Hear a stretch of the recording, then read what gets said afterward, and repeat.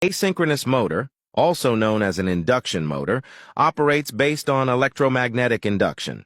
Today, I will explain you. The principle of electric motors, which I never understood until I graduated, turned out to be so simple.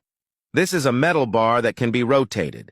If a magnet is placed close to the bar will rotate in the direction of the magnet, and when the magnet moves, the bar will move with it.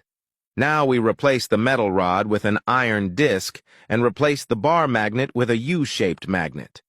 When we move the magnet, the disc will follow. If we keep the magnet circling the disc will follow, and the disc will also rotate. You might think that it's the magnet's attraction that causes the disc to follow, but the truth is much more complicated than that.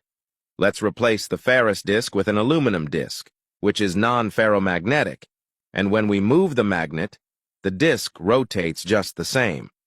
So why is that? The magnetic field of the U-shaped magnet flows from the N pole to the S pole, and when the magnet moves due to the cutting of the magnetic inductance, according to the principle of electromagnetic induction, eddy currents will be generated on the iron disc. Through the right-hand rule can easily know that the direction of the induced current points to the center of the disc. In which direction does the disc rotate? It is necessary to use the left-hand rule. The index finger points to the direction of the magnetic field. The middle finger points to the direction of the current. The direction of the thumb will produce a force. It is this force to make the disc rotate. It should be noted that the speed of the magnet is not the same as the speed of the disc. If the same electromagnetic induction will not occur, the disc will not rotate itself. Next, we continue to improve the device by replacing the disc with an iron cylinder and the U-shaped magnet with two bar magnets. When we rotate the magnets, the cylinder will rotate with them. And let's look at the force on the cylinder. The magnetic field flows from the N pole to the S pole, and since the magnet is moving downward, the relative cylinder is moving upward.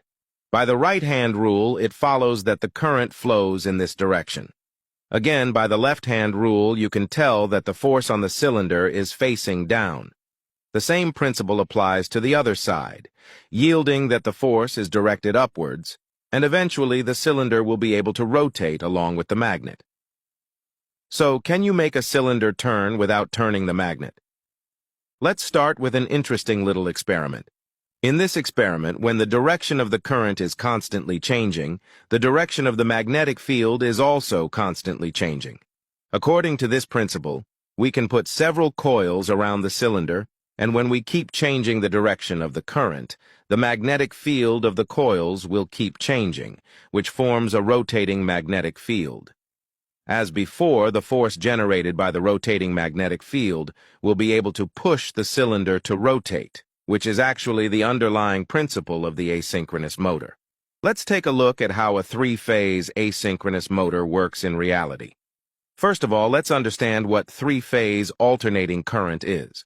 When rotating the magnet around the coil, the change of the magnetic field will make the coil produce alternating current. The waveform of the current is like this, which is unidirectional alternating current. Three coils will be placed at an interval of 120 degrees and then rotate the magnet. The waveform of the current is like this, which is three-phase alternating current. The three-phase asynchronous motor is connected to three-phase alternating current. The motor is mainly divided into rotor and stator, and the rotor is mainly composed of winding coils. First, the coil enters from the A port, then comes out in the opposite direction from the A port directly opposite, then enters from the B port at 120-degree intervals, then comes out in the opposite direction from the B port, and then the same operation is done to connect the coil into the C port at 120 degrees. And finally, the wires coming back in the opposite direction are connected together.